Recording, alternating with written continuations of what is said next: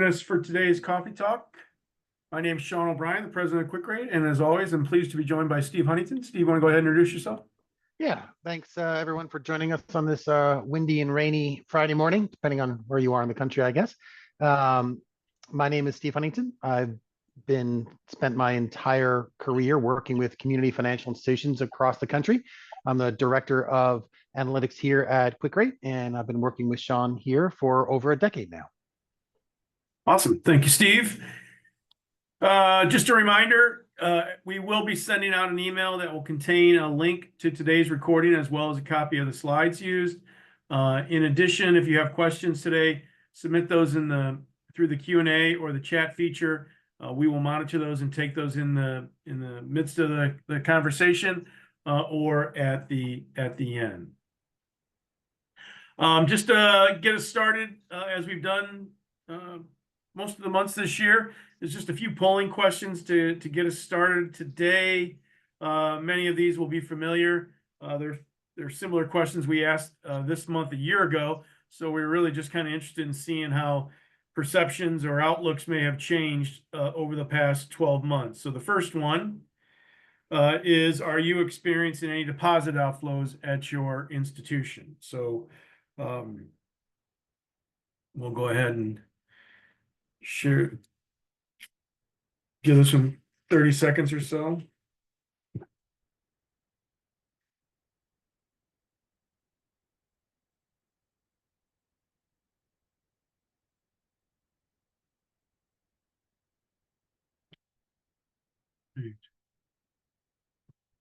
This one.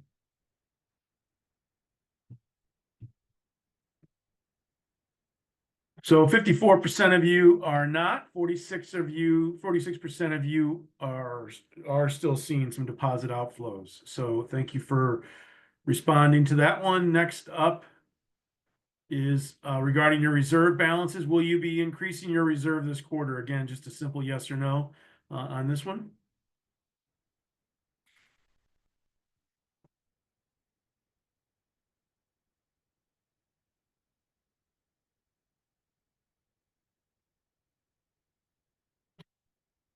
Okay, go ahead and end that one. Thank you for responding. 55% of you will be, 45% of you will not be. So again, thank you. Next up is just outlook on past due loans. Are your past due loans higher or lower than this time last year?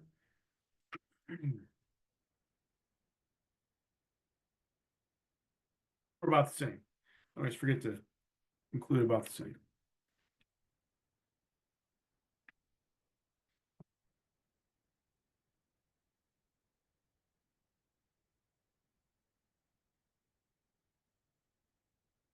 There, we're seeing 55% higher, 12% lower, and a third of you about the same.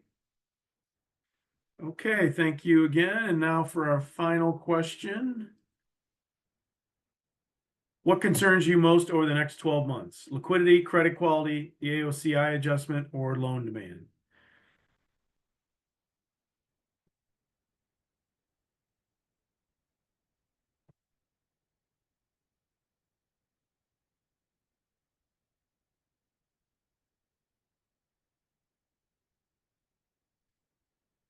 Okay, this one's 39% of you noted loan demand, 36% credit quality, 25% liquidity, and nobody had the AOCI adjustment. So, all right. Thank you all again for participating in those questions. I'm going to go to the slides and just kind of look at how those compared to last year. So again, this year, big change for liquidity. 12 months ago, liquidity was really what was concerning most to us. That's down to 25% this year.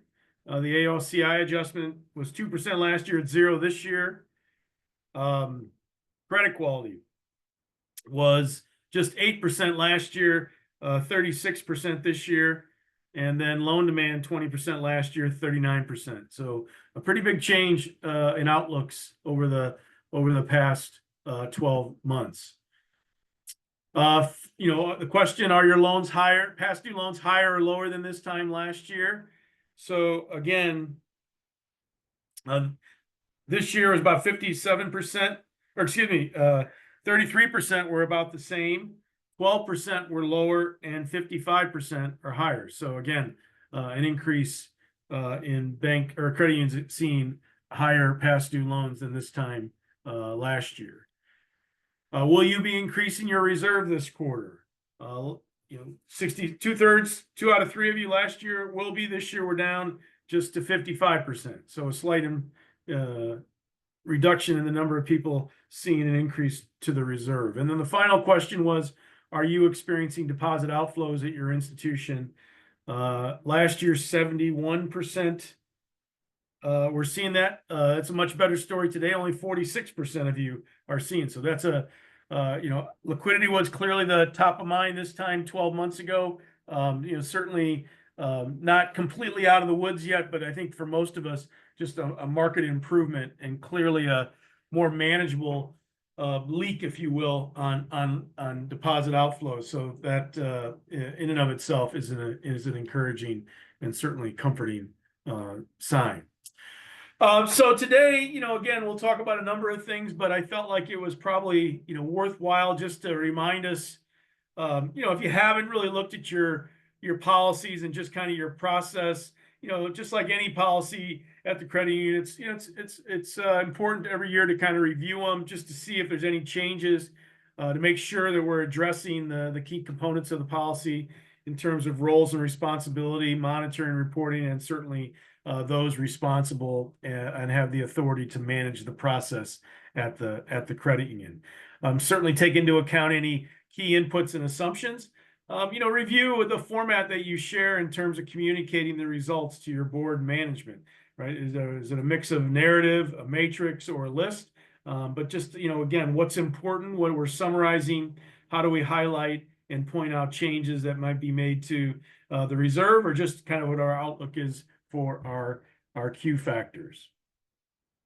I think it goes without saying, I think every institution's different.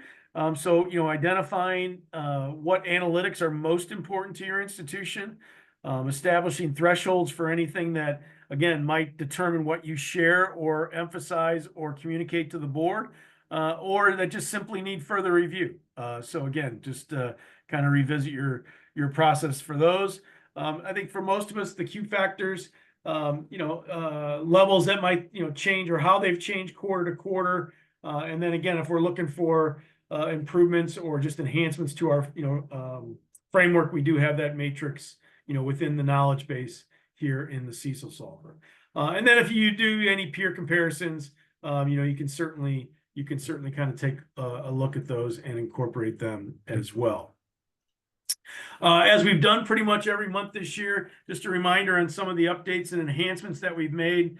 We always remind you that typically none of the changes we've ever made are going to impact at all the methodology or the calculations. They're really designed to, again, improve the process, take some of the friction out of the actual use of the tool, and then where we can provide context and more information. That's certainly something we continue to strive to do. And we do with the help of all of you, right? Most of our updates, enhancements are kind of sourced through conversations we're having with credit unions about ways to either improve the tool, improve the process, or just areas where you think there might be additional information would warrant, would improve the tool. So we continually work hard at those. Steve, you want to jump in and talk about some of the most recent enhancements? Yeah, I think you have an older version of the presentation there that doesn't have any of the stuff that we added in. Let me hold on. Well, if you want to go ahead and share your screen, just to... Yeah, I can do that. Give me just a second here. Go. All right, let me know when that pops up. Yep, I see it. All right, so a couple recent enhancements that we just made to the tool.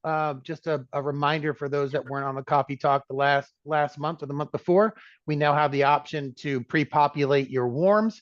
If you're a warm customer where we're calculating your warms for you, and you click on the pre-populate button, you'll be able to choose the data. As soon as we finish, you send us that loan level data, we calculate those warms for you, and you can go right to and we update them here as well. So if you clicked on this methodology, then you could choose a particular date that we ran the analysis, and it would populate all those warm values directly into the tool instead of you guys having to do it on your own. If you are not a customer where we're calculating your warms, we can still pre-populate some industry guidance warm data from, we have both data that we've gotten from the NCUA, where the NCUA quarterly does that study of warm values and prepayment values for credit unions at the segment level across the country. And that's available here, as well as now that we have such a robust database of users and we have hundreds and hundreds of credit unions using the CECLSolver every quarter, we aggregate all that data and you can see what sort of the median warm values that all of your peers around the country are plugging in at the segment level using our internal proprietary data. So that's something that's been there for a couple months now, but brand new in the last week or two, there is a new video resource library. And this video resource library, you'll notice at the top of each one of the tabs, when you click on each tab, there are a handful, 1, 2, or 3 at this point, video clips. And what we've done is gone back through all of our old presentations and webinars and coffee talks and grab little snippets of video that are pertinent to topics while you're working your way through the tool as sort of a first line customer service. If you have a question about that lifetime look back multiplier, or about some best practices in customizing look back periods, you probably have those questions while you're considering the historical analysis and calculating the multiplier here. So therefore we have those videos here. If I click on the Q factors tab, there's a discussion of unallocated reserves, for example. On the individually assessed loans, a discussion about pooling and segmentation with regards to individually assessed loans. So all that information is there. If I click on the box, it gives us sort of a comprehensive view of those video resources, and they're organized by what part of the tool or what part conceptually of CECL that they pertain to. And I'll click on one just so we can see how they work there. Let's say I want some information about the lifetime look back multiplier. It opens up a new tab, and Loom is the source that we're using for these. It's a great tool that allows us to share video clips with summaries. You can make notes. There's a transcript right here, so you can follow along with the discussion. There's Sean's voice. And you can sort of follow right along there and see what we're talking about and get more information about those topics right where you're using them in tools. So hopefully that will be a helpful tool for you guys. We have also gone ahead and just last week added new economic data. So once a year, the FDIC or the Fed creates or updates a very large, voluminous book that is designed for the DFAST, so the larger institutions that have to do those much more complicated stress tests on a quarterly or on an annual basis. And so if I click on this, I'm going to show you exactly what that data is. Here we go, FDIC stress testing economic scenarios. And on this page, we see exactly what that is. These are the handful, the 12 or 15 metrics that the FDIC and the Fed really focus on, economically speaking, economic trends wise, that factor into the stress testing analyses that larger institutions do. But we thought they'd provide a really good framework for getting some economic projections and using that as part of your qualitative factor adjustment process. And so you can see here, if we click on the historical data, we get, years and years worth of quarterly historical trends in GDP, income growth, inflation, yields, rates, stock market information, housing price index, et cetera. The Case-Shiller is that one. And if I click on the scenarios, the baseline scenario is pretty much a kind of a central tendency or a midpoint or median of the economic projections that are out there, the actual economists that work with the Fed and the FDIC. This is their kind of midpoint of expectations on a quarterly basis going forward 3 years. from the beginning of this year to the beginning of 2027. As I said, this data is updated once a year in mid-February or so. So if you want to see some updated economic projections and whatnot starting, you can see that it'll be updated here probably at the end of February or so in 2025. But you get to see all these same metrics, not only going back in time, but also going forward in time 3 years on a quarterly basis. These are actual projections. The severely adverse scenario, these are not projections, right? This is a hypothetical adverse or very punitive scenario put forth by some of these same economists. It's not what they expect to happen, right? So this is more along the lines of what they expect to happen from a median standpoint. But this can be a great way of stressing, if there were to be a severe shock in the future, this is what some of these metrics might look like. And then you can follow through and, look at your own qualitative factor adjustments and your own reserve levels and consider what impact that might have from a hypothetical standpoint. But we thought, more data is better, especially economic data, especially ones that follow these time series out into the future. You're already considering these economic trends and correlating them with your own loss experience historically, right, to try to justify Q factor adjustments and environmental factors. And we thought this was just some more information that could help you do that even better.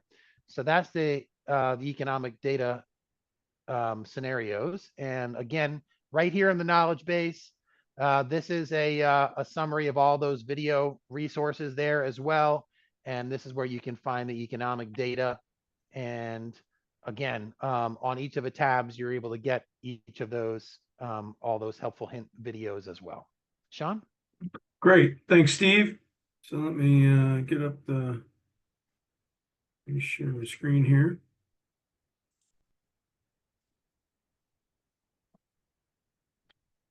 Okay. There we go. Yep. That's more like it. Yep.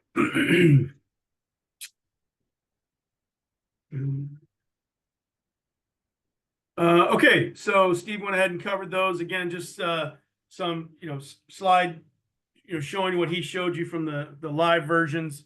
Again, hopefully you'll find these video resources helpful. Again, as Steve touched on, we really just tried to highlight, common areas of questions that can assist you immediately before, potentially having to reach out to the service team or sales team or Steve and myself. So again, just trying to, as best we can.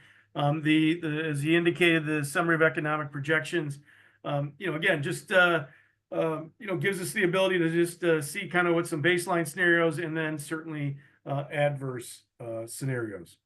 We've touched on, for those of you having us calculate your warms, the ability to pre-populate those. Again, I think most, I think we've had pretty good reaction for the first quarter of kind of this launch, and so we'll see how this quarter goes. But Steve, any other comments to make around the pre-populator? Nope. Okay. All right, and so the other area where we continually work to try to get more information to you is just where we can, providing information around data that we can glean from our users. Again, A, to give you context, B, to give you confidence or support of perhaps what you're doing, C, just to get a glimpse of what other credit unions are doing, essentially tackling the same project that each of us are doing each quarter. So here's just a preliminary look at those third quarter trends. Steve, you want to go ahead and take it away? Yeah, before we go into that, I just want to remind everybody of kind of how much data is in the database at this point. Obviously, if we were looking at trends from a handful of credit unions, they wouldn't really be robust enough to make any significant assumptions based upon the direction of the warms or Q factors or reserve levels. But since we have over 400, 450 unique credit unions that are actively utilizing the CECLSolver from 45 different states now, or 46, and ranging from, under 10 million in assets to over 7 billion in assets, and running 5,300 plus scenarios and over 100,000 segment level data points. It just gives you a feel that the size of a database is large enough now that when we aggregate all that data and show those trends over time, that they're pretty accurate and pretty helpful. I'm going to go ahead and share my screen again. Oh, yeah, that's where it lives. Obviously, we're going to be not reorganizing, but adding a couple spots on the main page of the CECLSolver to make some of this data a little bit easier to find, so it's not quite just hidden in the knowledge base only. But for now, you can certainly get it by clicking on the CECL peer normative data in the knowledge base. And so I'm going to go ahead and share my screen, and actually, you can go to the next. Oh, no, Cool. I'll share. That's all Well, right. Don't take what it do you want me to backwards. do? I'll take care of it. Okay. All I right. got it. Okay, so here we are on the main page. I'm going to go into the knowledge base, and I'm going to open up this data right here. So here we go.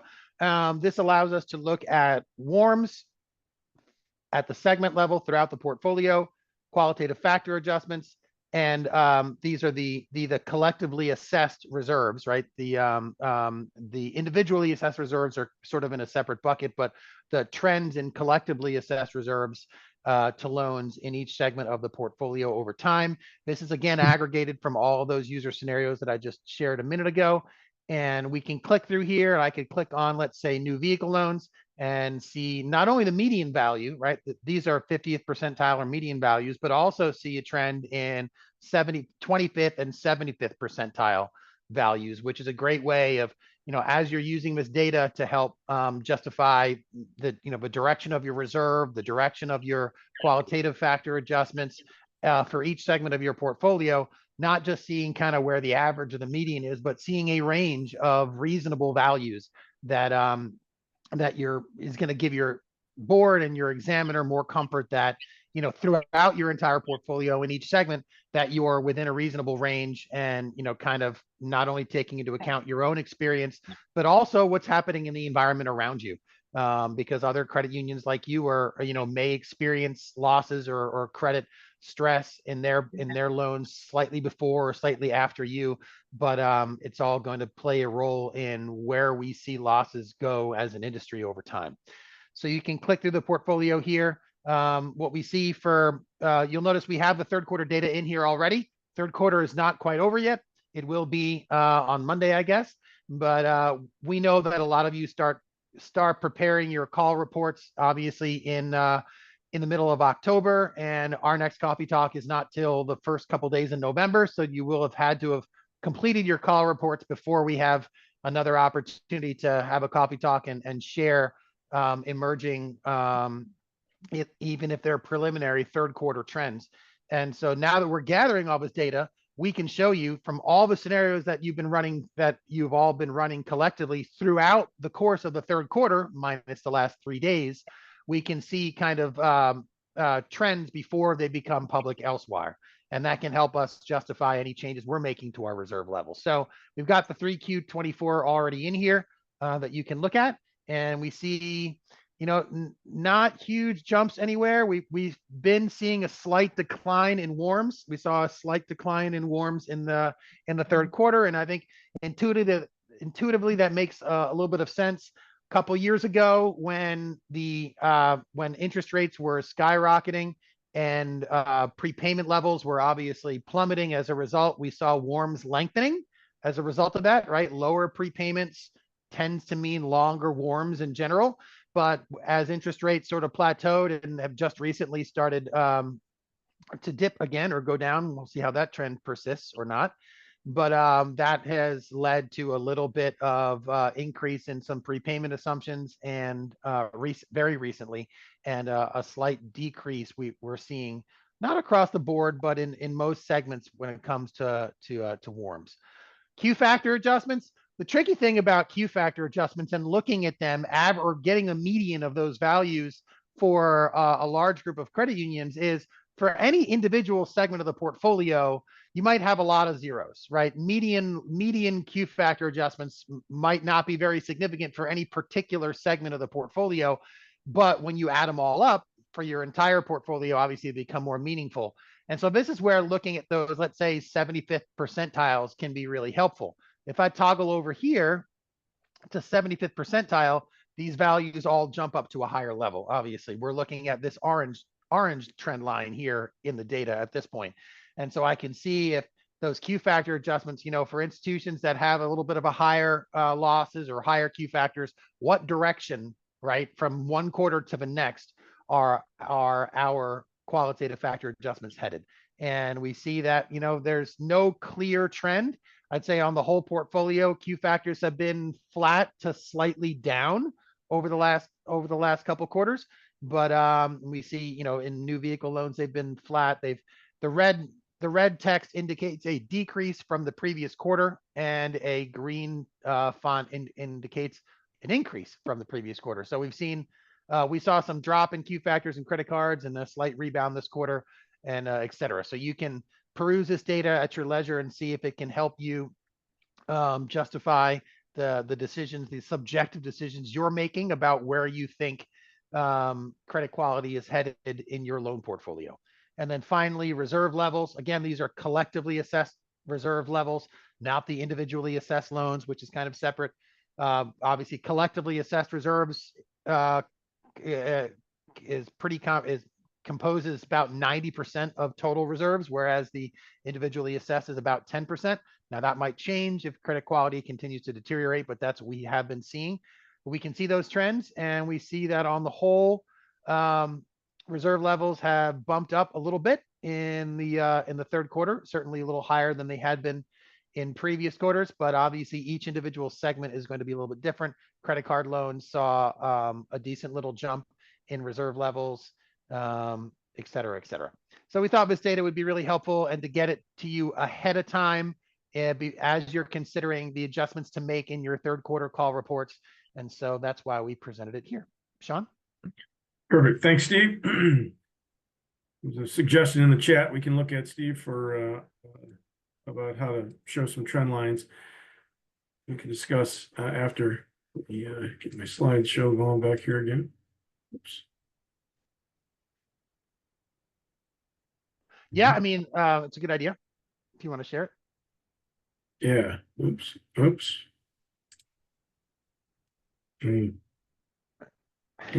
My slide went back to the beginning. I clicked the wrong button.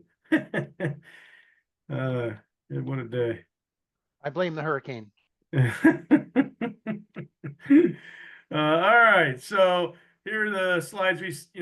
Just a reminder, you can find all this information on the in the knowledge base under the norms. This is just again a slide representation of what Steve just covered.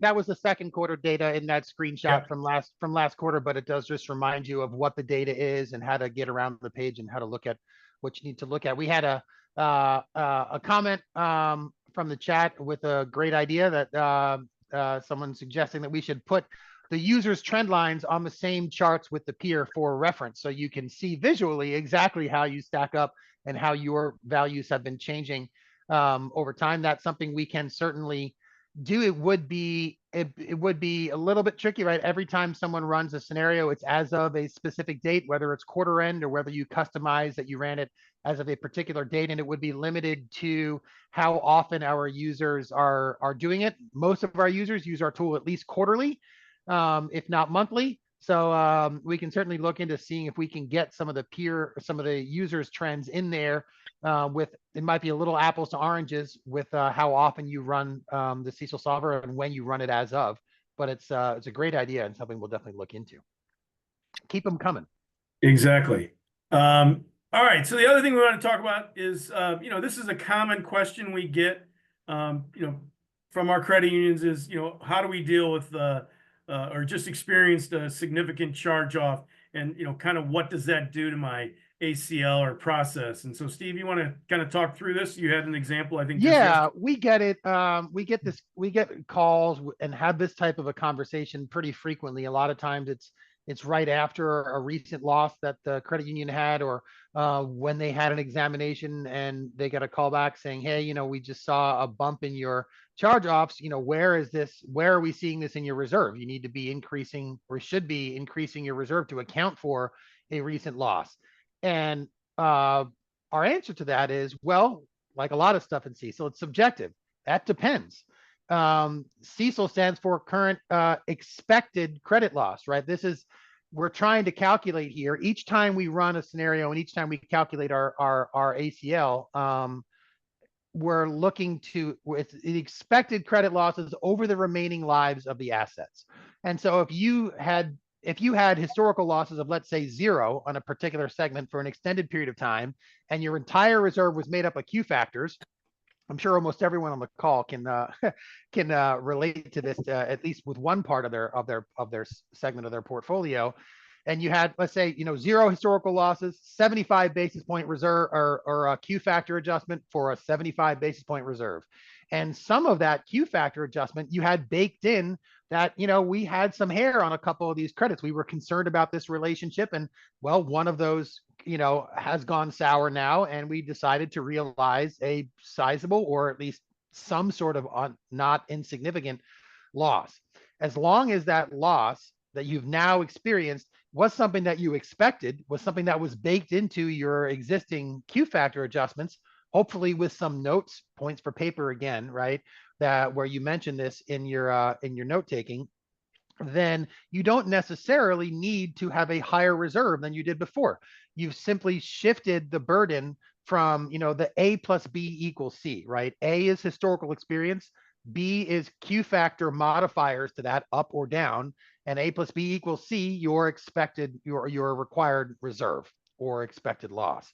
And so if you have a 20 basis point bump in historical losses, but that was something you expected and was baked into Q factors, having a negative Q factor adjustment, or not a negative adjustment, but decreasing your Q factor adjustment by 20 basis points, and then ending up with a reserve that's exactly what it was like before you took the loss, is not unacceptable in many situations.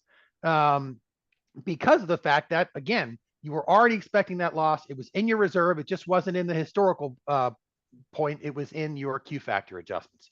And this doesn't necessarily apply to just a significant individual loss.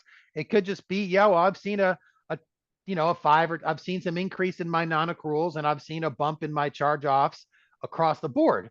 But again, these were things that have been expected and were in my Q factors. And so, yeah, I'm bumping up my historical and bringing down my Q factors a little bit, and I'm not seeing much of a difference in my overall reserve.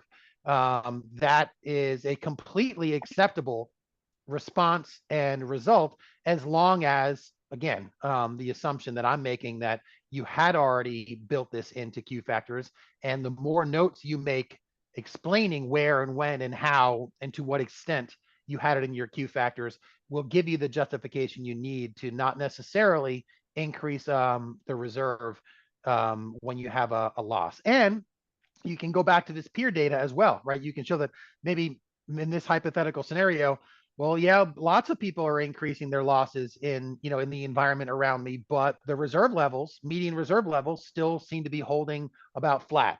So, me decreasing a Q factor a little bit to account for a loss that I've just experienced is something we are seeing in the industry, and it's reflected in the peer data as well. Sean? Yeah, well said, Steve. Right. Again, so this, this is just something, again, an example, and kind of illustrates a little bit of the subtle change that we had from the ALLL to the ACL or CECL, right? Where we're just trying to expect those in advance. And so it doesn't necessarily have the same impact that it might have had in the former ALLL regime, because again, hopefully, we're ahead of some of these charge-offs before they actually occur with our Q factors. So it's not as punitive to us when they actually occur. We have to look at these Q factors as the dynamic interplay between our historical experience and our Q factors, and how that's going to change as we go through a credit cycle. At the end of a credit cycle, let's say, over the next couple of years, we have a significant deterioration in credit quality, right? The whole industry goes through another credit cycle. At the peak of that credit cycle, we should see very high levels of historical losses and very low levels of Q factor adjustments, right? Q factors are not going to be at the end of an economic a credit cycle as high as they were at the beginning. That's the whole point, is the Q factor adjustment is your expectation of how things are going to go moving forward. And at the beginning of a cycle, you're going to have high positive Q factor adjustments.